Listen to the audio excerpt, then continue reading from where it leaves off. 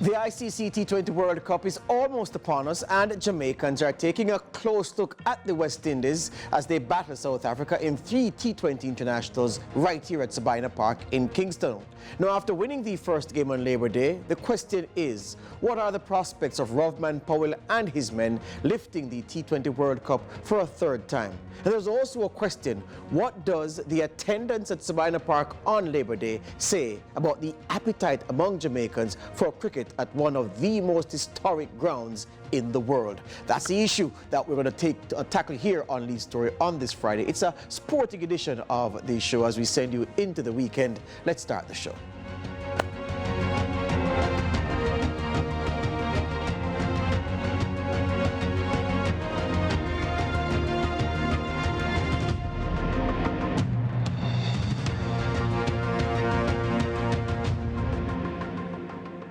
Welcome to Lead Story here on CVM TV. It is the Friday edition, and today we are talking about sport. We're talking about the team everybody says that, they are falling out of love with, but as soon as they start winning, the love resumes and returns strong. It's the West Indies, and it's because the West Indies are in Jamaica playing 3 T20 internationals as they prepare for battle in the ICC T20 World Cup. Recall that the Windies are two-time winners of the competition, doing so in 2012 and in 2016, and both times Darren Sammy was the man at the helm as the Caribbean men bested the best of the world in T20 cricket to stand atop the podium. Not in the kind of title-winning form that we saw them in, certainly in 2016, but the West Indies are very unpredictable on their day. They are a match for the very best teams in the world, and Caribbean fans are certainly hoping that they will have many on their days as the tournament runs from June 2 to 29, of course, being co-hosted by the West Indies and the United States. We're going to start today's show with some comments made by the CEO of Cricket West Indies, Johnny Grave, the Englishman, in an interview he did on CVM earlier this week, where he spoke to the readiness of the region for this T20 cricket bonanza. It's been a long process. We're all excited. It's 8 days to go. Opening match for West Indies will be in Guyana on 2nd of June, but the opening match of the tournament is on the 1st of June under lights at Dallas. So we're ready. Our US counterparts are working hard to be ready too, and yeah, the teams are just starting to arrive now. So it's it's really exciting. The Cricket West Indies CEO says the World Cup will have a lasting impact on the region. From right across the 6 host countries, they've been fantastic. We've had teams being welcomed by some of the non-hosts. So we've had 4 teams in St Kitts preparing early for this World Cup, getting the teams acclimatised to our conditions. But the renovation work across particularly the stadiums, big improvements to the Brian Lara Cricket Academy, which is probably one of the best stadiums in the Caribbean anyway. Lots of work happening at Providence, over $25 million being invested into Kensington Oval. Lights going in at St Vincent, St Lucia's had upgrades, the Sir Viv Richards Stadium in Antigua's had a big refurbishment too. So yeah, it's going to be a great legacy for all the cricket that's going to come after this World Cup, that our stadiums will be in world-class condition. Grave weighed in on Jamaica's decision and not to bid to host World Cup matches. Look, I think everyone would recognise that Sabina Park is one of the most iconic cricket venues in the world. So I think everyone was surprised when the government here didn't bid for the opportunity to host games, and I guess from a Cricket West Indies point of view we shared that disappointment, but that's probably more of the reason why we've got these 3 T20 internationals now against South Africa, and it was great to see so many fans come out and rally behind the team, give them some confidence building up to this really important World Cup. Grave also has concerns about how the International Cricket Council handles funds earned from tournaments. Yeah, we're not happy with the revenue distribution model. We think all teams that play Test cricket and one day in T20 cricket, the full members of ICC should all get equal share of the monies generated by the World Cups. But at the end of the day, we're delighted we won this bid to host this T20 World Cup. The last 8 years, all the men's events have taken place in just 3 countries, India, Australia and England. So for us to be the first sort of host nation that has broken that cycle is important, and economically for the board this will be a big injection of much needed revenue for us. So yeah, we're looking for success on the field obviously, but also the spoils of boosting our revenues this year that we can invest wisely at all levels of our system. The ICC T20 Cricket World Cup bowls off on June 1 with co-host the United States against Canada. The West Indies opened their campaign against Papua New Guinea on June 2. Valentino Thompson, CVM Sports. Thank you, Valentino. So the CEO of Cricket West Indies there, Johnny Graves, speaking with Orville Higgins on CVM at sunrise. Well, what about that West Indies squad that will go into battle not too long from now? This is the selection, the 15 men who have been tasked with bringing, well, of taking the cup here in the Caribbean. Rovman Powell is the captain, the Jamaican. Alzari Joseph, Johnson Charles, Roston Chase, Shimron Hetmeyer, Jason Holder, Shea Hope, Akil Hossain, Shamar Joseph, Brandon King, Gudakesh Moti, Nicholas Puran, Andre Russell, Shafane Rutherford, and Romario Shepherd to discuss the prospects of the West Indies and, of course, the broader issue of cricket in Jamaica, top-level cricket in Jamaica. There have been far too few games over the last decade. We are being joined, well, I am being joined by Wavell Hines. He's the former, of course, West Indies batting star. He is the president and the CEO of the West Indies Players Association. And in Jamaica, he is the opposition spokesman on Labour and Sport. And then Adriel Woody Richard, former media manager at Cricket West Indies and a noted journalist and, of course, a regional cricket analyst and a producer extraordinaire. I worked with him on horse racing recently, and he did an outstanding job. Gentlemen, welcome to Lead Story. Good evening, George, and good evening to Udi and to your... I feel I'm a steep company to George, but mostly of Wavell. I've been following him on his WhatsApp. And I've sent him a couple notes of, just to cheer him on and to keep going. Well done, Wavell. Excellent stuff. All right, Wavell Hines, I can see that you are at Sabina Park.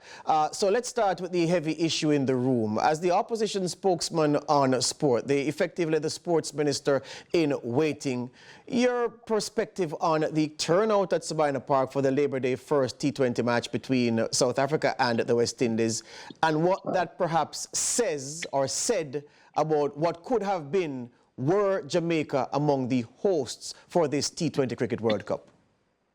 All right, thanks again for having me. First, I want to thank Cricket West Indies for having the vision and the foresight for bringing cricket to Jamaica.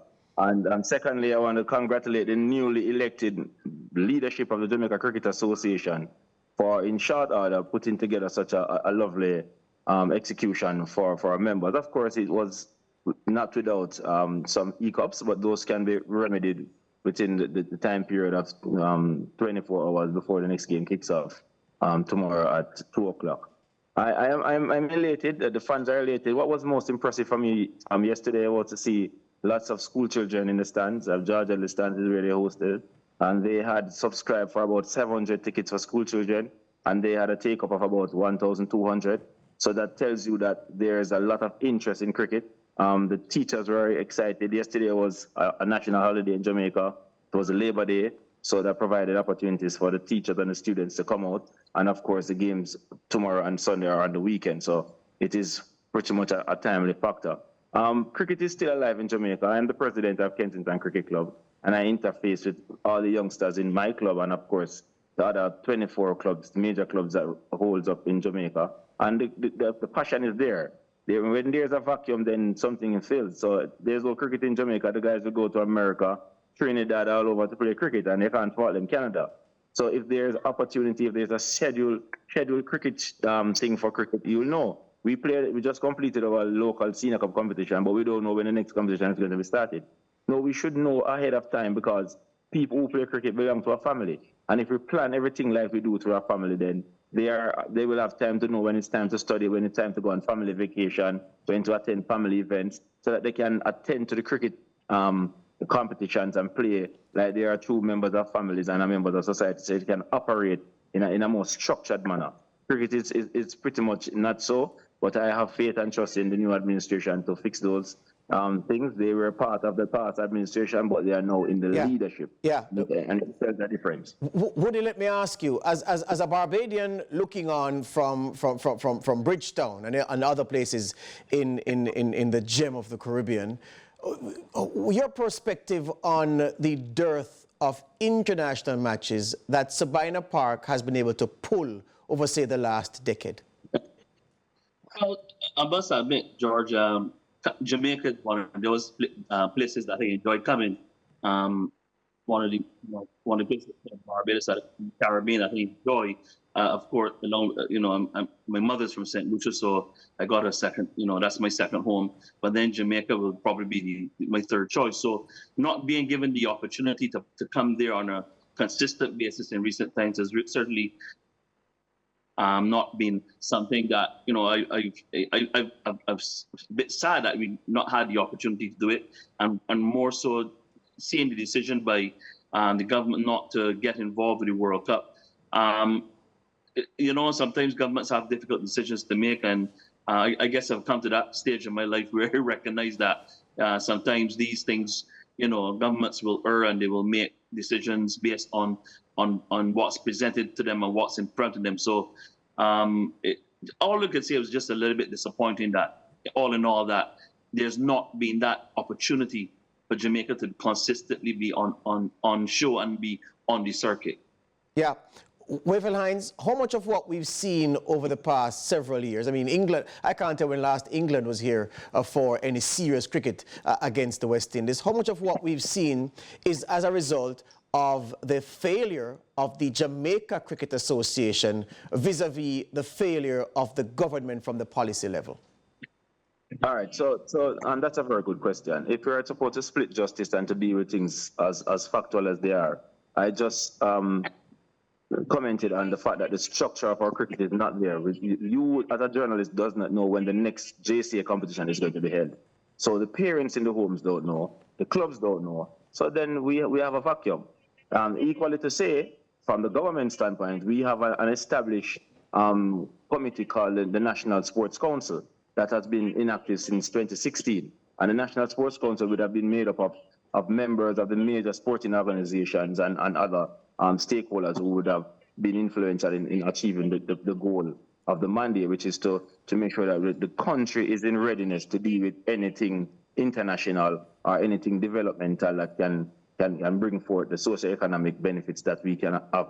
Now, so if we had that committee or that council up and running, then the National Sports Council would have known that the West Indies have gained the right to host the World Cup, and then Jamaica would have been one of the countries that have been asked to bid, and those things should have been worked out. The budget will have been done, all the different things we need to do, and those things could have been presented to cabinet 18 months in advance, 24 months in advance for them to make a decision with all of the forecasting and all the things they do from a financial standpoint to see if we're in a position to bid for a World Cup.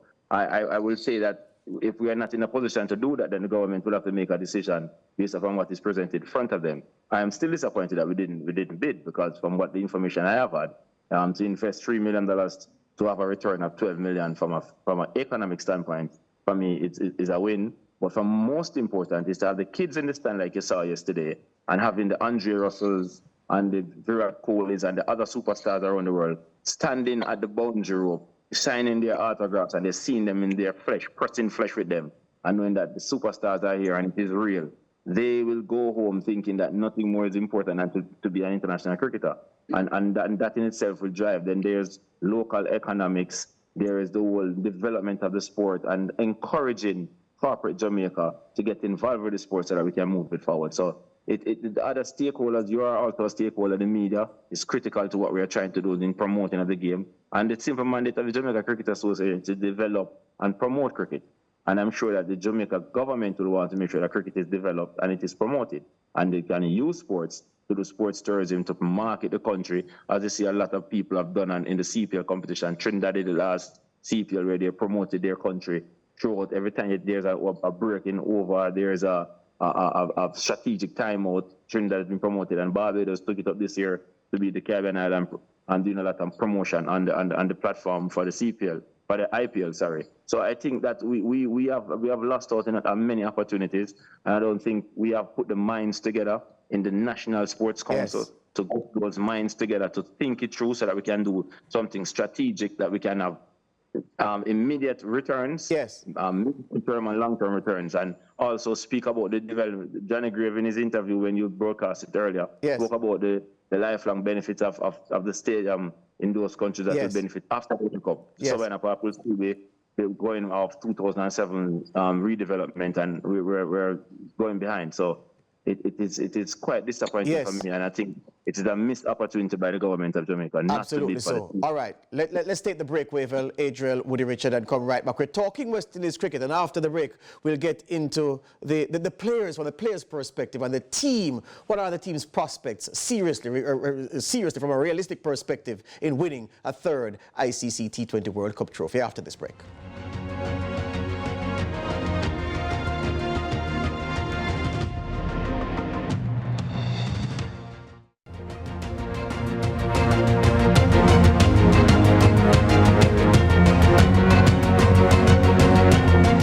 20 teams will be playing in the ICC T20 World Cup when it bowls off at the top of June. The climax, the grand final, set for Bridgetown, Barbados on June 29. And the question is, will the Windies be there? Of the 20 teams, the Windies are about 6th or 7th choice with most bookmakers to win the competition. Not rank outsiders, but nowhere near favourite level just yet. Perhaps that's just what the Caribbean men need to deliver a capital effort. Adriel, Woody Richard, the final will be played in your backyard, Bridgetown, Barbados, as you assess this West Indies team relative to the competition over the course of the tournament. Do they have a chance of winning? I think their chances as good as any, George. But there's a lot of things that will have to certainly go right for them. The batting certainly has to click. It's good to see Brandon King playing well yesterday. Nicholas Pooran is coming off a very productive IPL, so you're going to hope that certainly Brandon King at the top gives them the strong start. That Nicholas Pooran coming in the middle order can give them that boost in that area, and then at the back end you have players of the caliber of Russell and perhaps Jason Holder, who can finish off the innings in a strong manner. So they've got there is scope for them to do well. The bowling, I think, is pretty decent. It's just that they have to maybe get their tactics a little bit more together in terms of the lines and lengths that you want to bowl, especially in this format of the game. But I think their chances are as good as any. But I think at the end of the day, it will come down to one of the usual big three of Australia, England, India. I think they'll be knocking around the place, and it's anybody's guess will be number 14. That's the way the form books look at the moment. But as you said, we're playing at home. Any number can play, and so there's very strong possibility that this, for sure, I think they've got what is required to get them into the semi-finals, for sure. Wavell, what Darren Sammy did so very well, especially in the 2016 World Cup victory, was to inspire men who were world-class with bat and ball. We saw that. Sammy was like cheerleader extraordinaire, and he got Chris Gayle and Andre Russell and Marlon Samuels to perform at their very best, to deliver in the big moments. Carlos Brathwaite, I was searching for his name just now, the right words, the motivational words. Does Rovman Powell have a similar role to play this time, or will his role depend more on his output with bat and ball? A good question. I think it will be a bit of both, but one of the benefits that he will have, he has Darren Sammy in the dressing room, who would have been there, done that, and is there sharing and guiding. Of course, Rovman Powell will have to use his own style and mannerisms and way of getting it done. The West Indies has power, it has speed, it has pace, it has grace, it has skill. But what West Indies need to consistently do is make sure that we win the small battles throughout the game. So each person will have their role, and each team will have, and each department will have its role. The batting has its role, but the individual batters have their different roles within that strategy. And the same thing for the bowling unit. If you remember how we won the World Cup, you mentioned the Chris Gayle at the top of the order. You had Marlon Samuels coming in the middle, and they will finish games off, and the Pollards and the different guys. And the bowling, Samuel Badger was a standout with the new ball when he opened the bowling as a spin bowler and was pretty consistent. I think Ravi Rampal did a good job as well. Now, in this situation, we have senior players, Andre Russell will have to step up to the plate and consistently do well, and so does our batters. So our batters will need to come good. The Poorans, the Hetmeyers, and those guys will have to come good.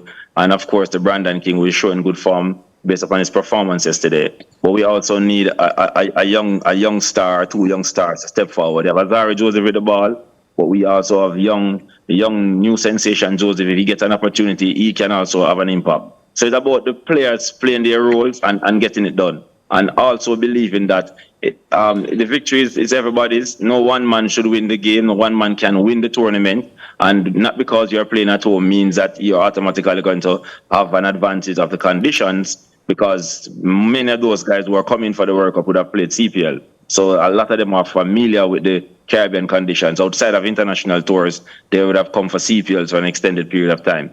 So we want to know that in the geographical situation of cricket, sometimes the playing field is a little bit more level than before because of the international domestic competitions around the world. Players are moving around quite often in different spaces, and they are choosing venues as their home ground away from home. So Yes. we have to understand that is a factor that is going to come in. So the playing field is level where that is concerned. But where the roles are concerned for players, that's where Darren Sammy and Ravman will have to come in motivating and inspiring players. Execute under pressure. Yeah. Definitely. Here's this now, Adriel. Wavell spoke about it being a team game, and obviously it is.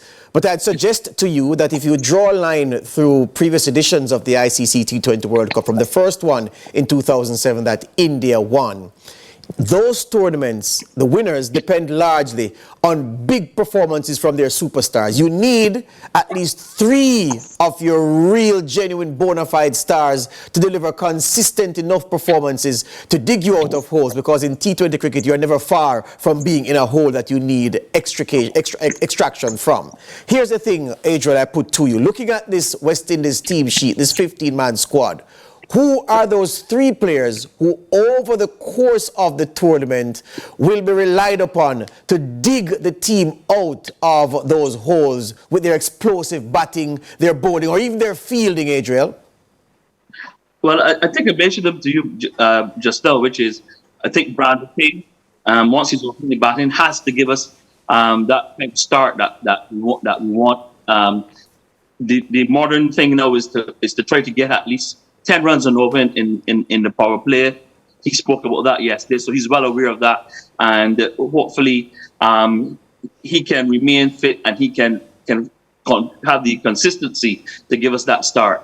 Again, Nicholas Pooran in the middle order, he's just come off a strong IPL. He's got to be able to come out there and give us something as close to that or even better than what he gave LSG. He's got to do even better than that for us to really have to put those kind of really challenging totals on the board. The third player will have to be Andre Russell, but I would say there are 2 other players I would want to mention who will hold keys to how well we do in the bowling, and that is the 2 left arm spinners. Whether we play both of them together or we play one, or we play one, both Guru Krishnamurti and Akil Hussain. Hussain has not had the kind of success he probably had maybe up to a year or so ago. So he's got to, find whatever that missing ingredient has been for his cricket in the last year or so. He's got to find it. But I think the 2 of them are also going to have to play a significant role. The other bowlers will come in and do what they have to do. They're all experienced. But I think the 2 of those are going to hold the key to it. But if I was to say the big 3, Brandon King, Nicholas Pooran, and Andre Russell, those are the 3 who've got to play a major role for sure in giving West Indies very big totals, not 150 or 140. We got to be in the 170, 180, 190 and going up range. If anything below 170, I don't think that you're going to be competitive in this World Cup. And we ever talked about conditions. Well, since the ICC is taking control of all the venues, I expect all the pitches to play in a particular way which is hard and true. So it's not necessarily going to be that the pitches will play slow and low, but I expect them to play hard and true. And in so doing, batting will be key. Yeah. Well, Andre Russell at 36 is by far and away the oldest of the 15 men that will be tasked with winning this World Cup for the West Indies. And I want to ask you if at this age and stage in his life he's had his fair share of injuries. In 2016, Andre Russell was being referred to as Superman for his exploits in T20 franchise cricket especially.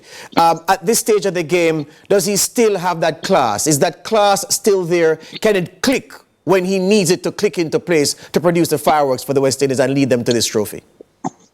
Well, I will not write him off, and I will tell you what. I've watched him during the IPL. Well, he's still there, and this season, and he looks to be a little bit fitter. He has lost some weight and looked a little bit more compact, and is playing cricket more methodical. It's no longer about just power, but he's being a little bit more methodical in how he moves around. Of course, conserving his energy because he's not any pup anymore. He's a senior man in his cricket now, and he has the experience. So I'm relying on him to tap into that bank of knowledge and experience that he would have gained over the years. And the fact that he's fitter and he will get that inspiration from his supporters and his dressing room to give him the responsibility to carry.